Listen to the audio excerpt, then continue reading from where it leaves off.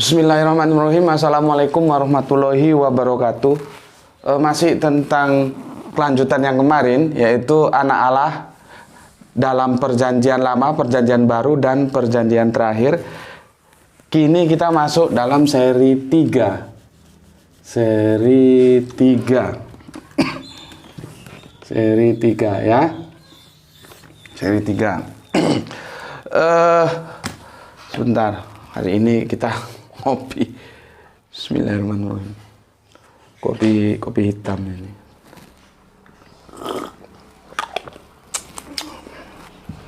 Oke. Gini. Dalam kaidah bahasa Jawa ada falsafah bener dan pener itu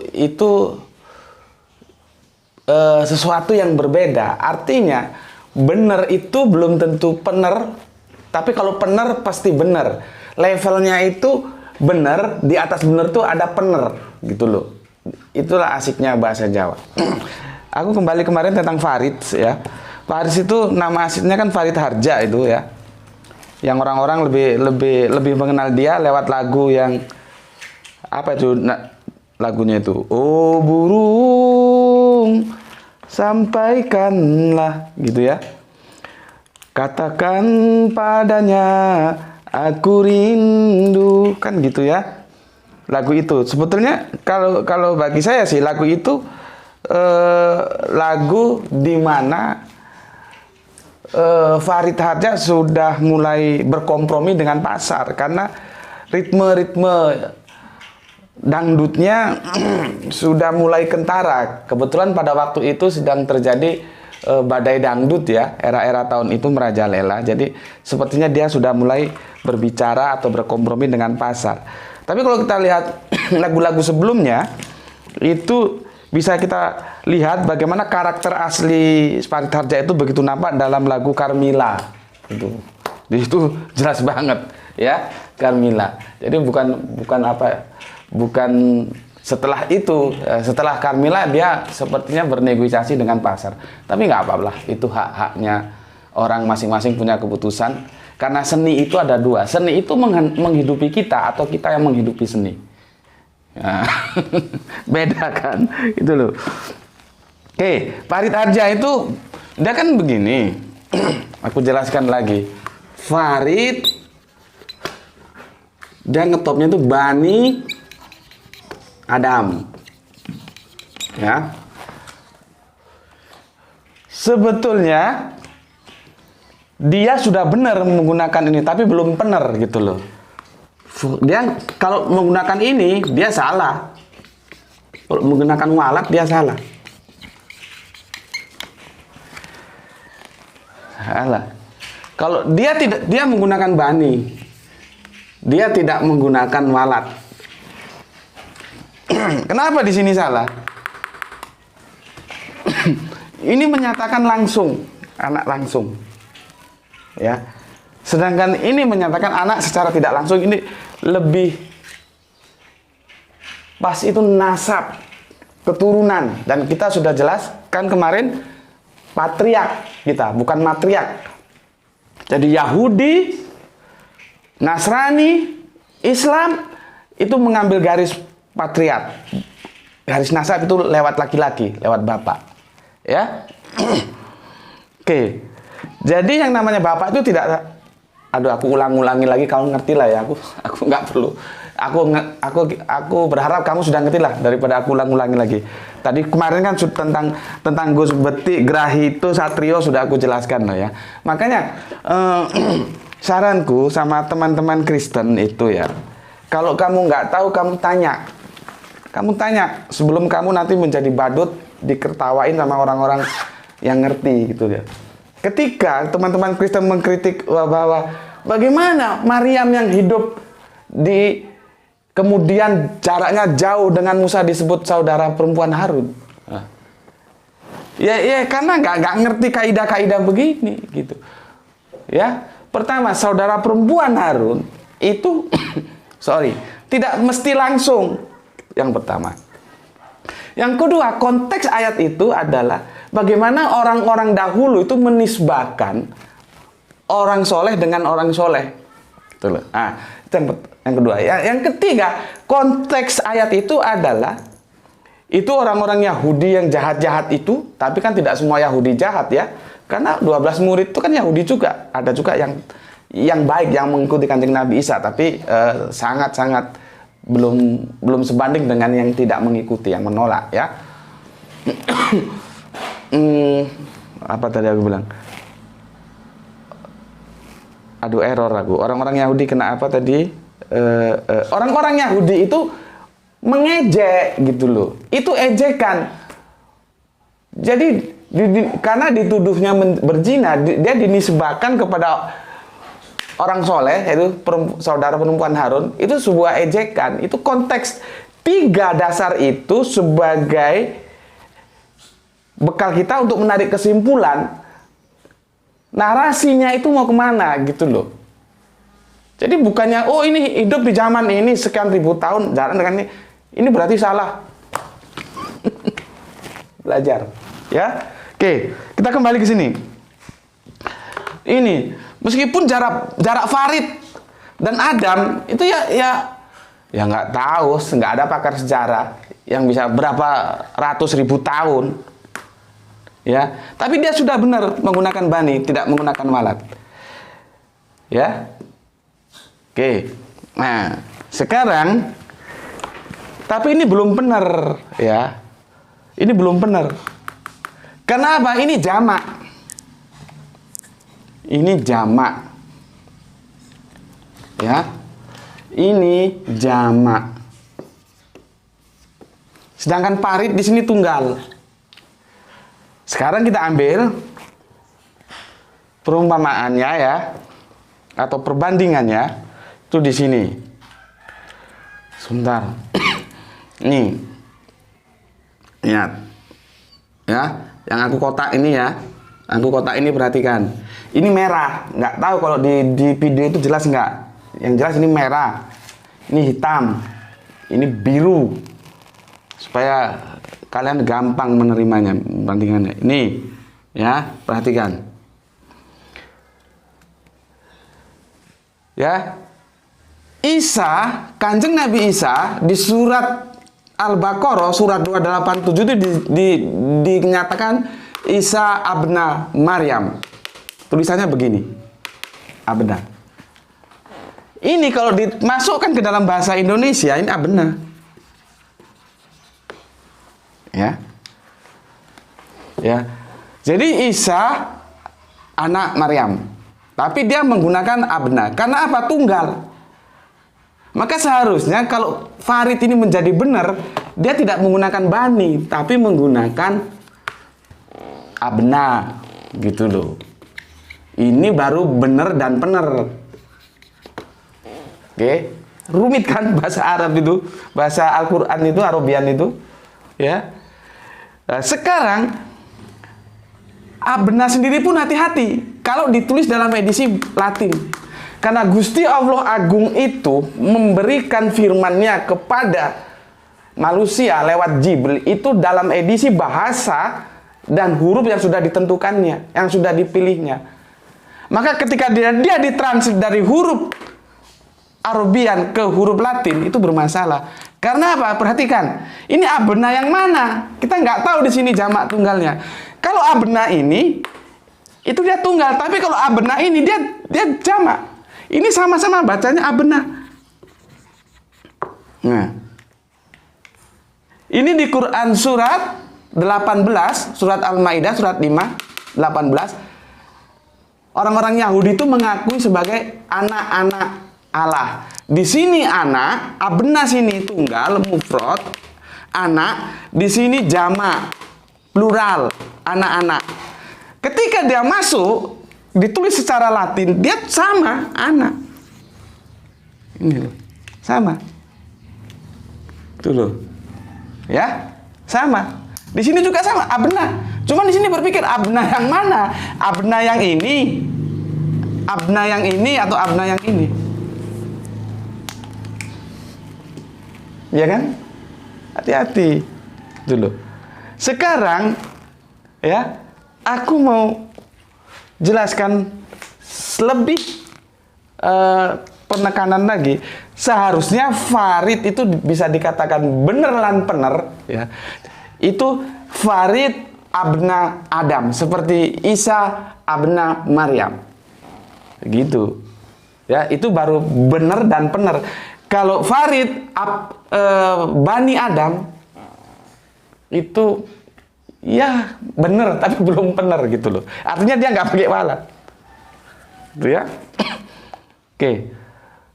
Aku kemarin sudah jelaskan belum ya walad zamrotun kolbu itu? Lupa aku ya. Bahwa anak itu buahnya hati. Makanya Kanjeng Nabi ngendikan anak itu buahnya hati, walad zamrotun kolbu. Maka orang yang belum punya anak itu, aku ulangi lagi, belum punya buahnya hati. Ya, maka ya kita cukup ikut prihatin lah bagi saudara-saudara kita yang belum punya anak. Semoga dapat keturunan, dapat anak ya. Ya, ini ya sudah jelas ya. Oke, jadi aku sekarang akan fokus ke sini.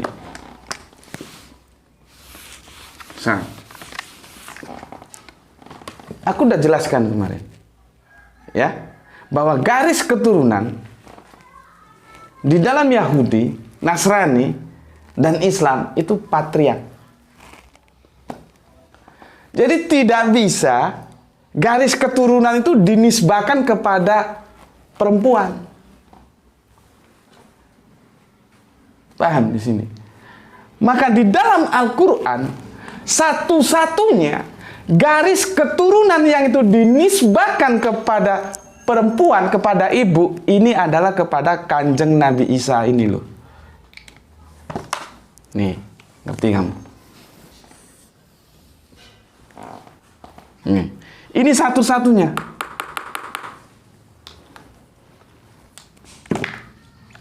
Ya, satu-satunya ini. Seorang anak nasabnya dijatuhkan kepada ibunya satu-satunya ini. Ya. Karena apa? Ya sejarahnya aku nggak usah jelaskan lah, kalian sudah tahu bagaimana proses kelahiran, kehamilan. Ya, kehamilan dulu dong ya. Kehamilan Ibunda Maryam sampai kelahiran Kanjeng Nabi Isa. Yang nanti akan kita bahas juga itu dalam sebuah buku yang sangat menarik ya. Bukunya sangat menarik. Nih, teman-teman Kristen kalau belum kuat iman jangan baca ini ya. Ada hal-hal yang tidak terdapat di dalam perjanjian baru, di sini diungkap. Ya, ini hadiah dari sahabatku Cak Ahmad ya. Matur numbah nuwun sudah dikasih hadiah buku. Ya. Oke. Jadi masalahnya sekarang ya, yang aku perlu sampaikan ke kalian adalah bagaimana berantakannya ya silsilah ya, silsilah Yesus, silsilah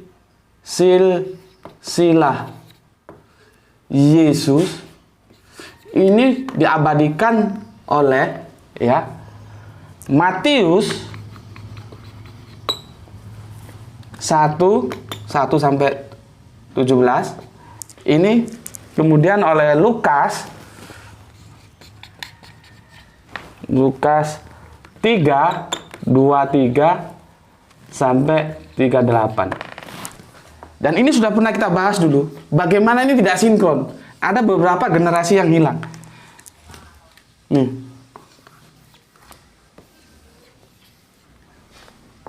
Ini silsilah Yesus. Sementara Al-Quran, dia tidak mau. Dia bercerita objektif apa adanya bahwa Yesus itu tidak punya bapak. Dia adalah mukjizat kekuasaan dari Allah, bagaimana seorang perempuan hamil tanpa proses berkumpul dengan seorang laki-laki. Objektif Al-Quran. Maka Isa itu ibnunya Maryam.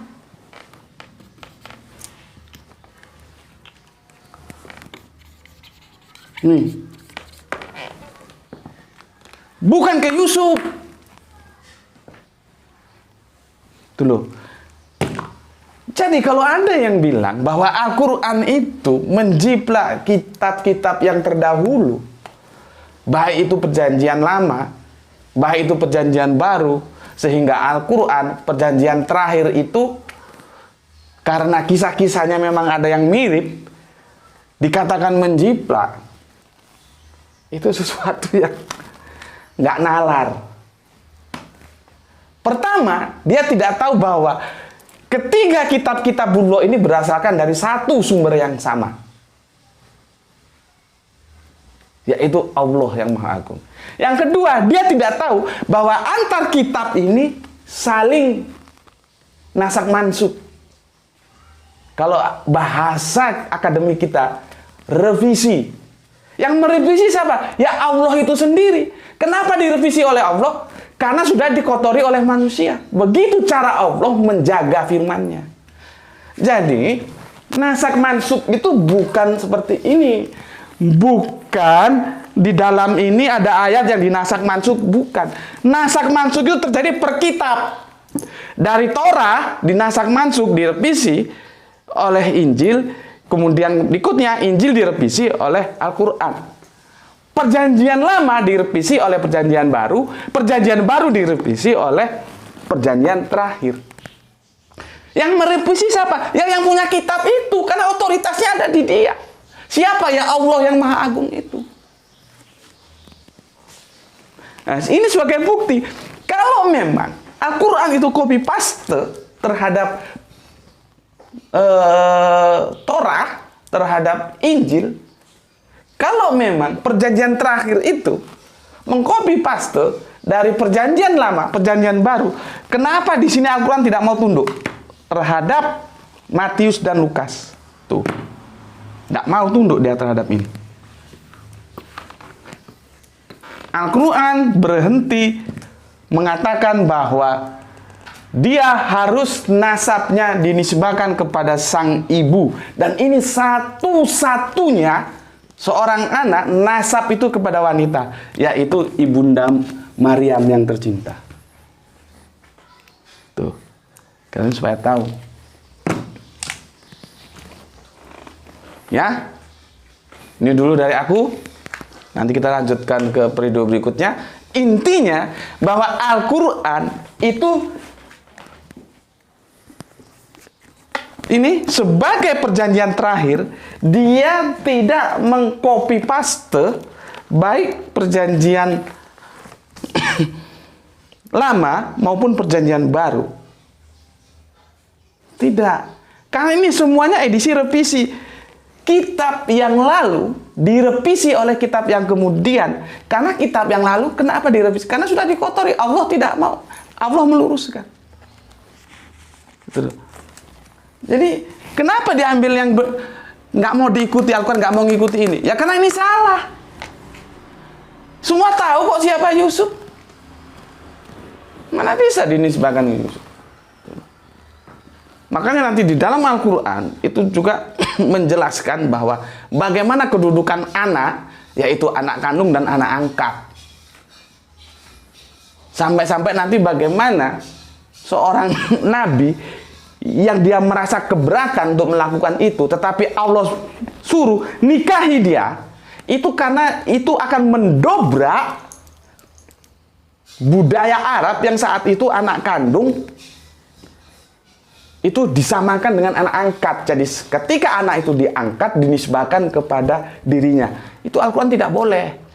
Makanya Zaid itu bukan anak kandungnya Kanjeng Nabi, tapi anak angkat.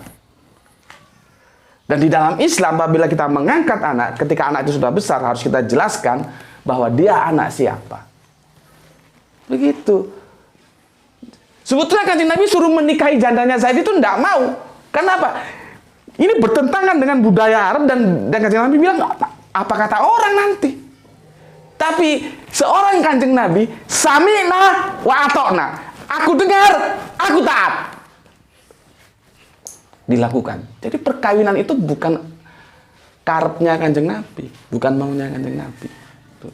Ya? Meluas kan? Cerita tentang anak saja ini bisa nanti macam-macam lagi nanti. Kita lanjutkan di periode berikutnya. Assalamualaikum warahmatullahi wabarakatuh.